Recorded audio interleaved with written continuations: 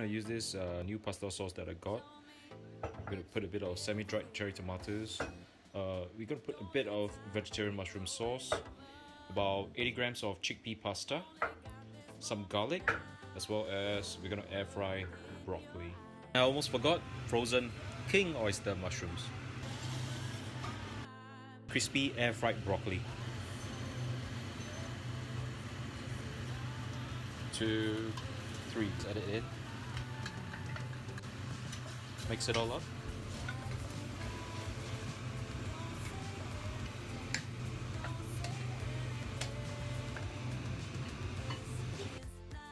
And we're done. Look at that. You're ready to eat.